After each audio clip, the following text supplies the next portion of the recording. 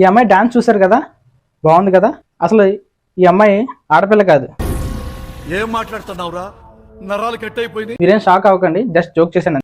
ఈమెను ఆడపులి అనాలన్నది నా ఉద్దేశం.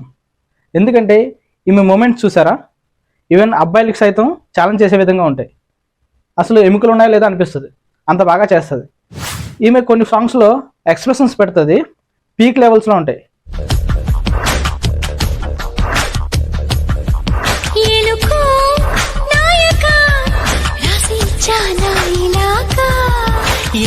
కావాలంటే మీకు వాళ్ళ యూట్యూబ్ ఛానల్ ఉంటుంది KCDS, అందులోకి వెళ్ళి చూడండి.